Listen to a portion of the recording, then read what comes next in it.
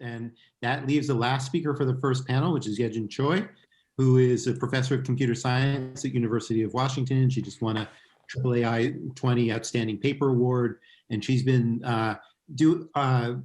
following her own hybrid approach, I suppose, using common sense transformers with good old-fashioned AI, trying to combine symbolic reasoning and neural networks, which is dear to my heart. And I really look forward to seeing what she can pack into the next 3 minutes. Take it away. All right. So this should be fun. So why common sense?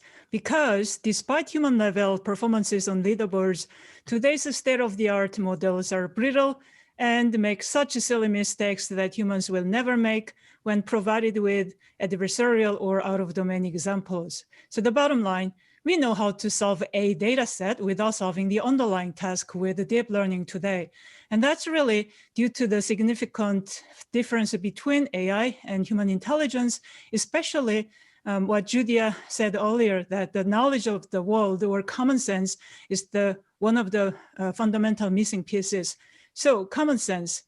The common misconception about common sense, by the way, is that it may be just some facts that everyone knows and agrees upon. If it's that simple, we would have solved already by just enumerating all of them. Here comes my key point, though, which is through this famous example, Roger Shepard's Monsters in a Tunnel. What you see here is not just some objects in a scene. You see a story that two monsters are running as opposed to standing still on one foot. Their intent being one is chasing another as opposed to trying to copy their body movements, and their mental states being hostile or being afraid, even though actually two faces are identical. These examples are from The Enigma of Reason, highly recommended if you haven't seen that one. Anyhow, two important takeaway messages. First of all, none of these inferences is absolutely true. Everything is sort of causal and stochastic in nature, but diffusible with additional context. And also a great deal of such inferences can be best described in natural language. Our causal reasoning is really deeply integrated into language, another point that Julia made earlier today. And so here comes the controversial remarks of the day, which is obligatory in a debate like this.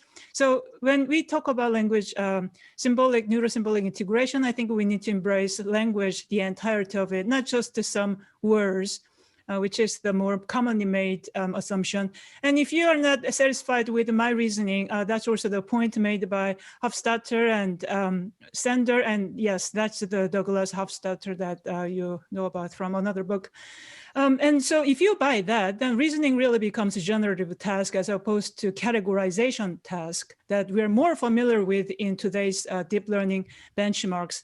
And that's because the space of reasoning becomes infinite, and we gotta really be able to deal with it. And the beautiful thing about human intelligence is that we can think out loud. We can oftentimes reason by just writing or speaking on the fly, word by word, without enumerating a million possible sentences that you could have said instead. We just never really enumerate very much. We just reason on the fly. And this is really going to be one of the key fundamental intellectual challenges that we can think about going forward. So only several years ago, when I started contemplating on research on common sense, I was told not to even speak the word because nobody would take me seriously.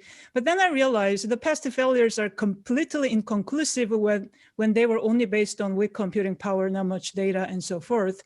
So path to common sense, it's a moonshot research, so we still don't know the full path yet. But one thing for sure, we cannot just get there by making the tallest building in the world 1 inch taller. Therefore, GPT 4, 5, 6 may not cut it. And we need to do like this whole range of different research programs, combining symbolic and neural representations, integrating knowledge into reasoning, and also constructing benchmarks, which are not just a categorization. Okay, so more stuff online. We gave the first tutorial on common sense this year at ACL, and I'll stop here. Thank you.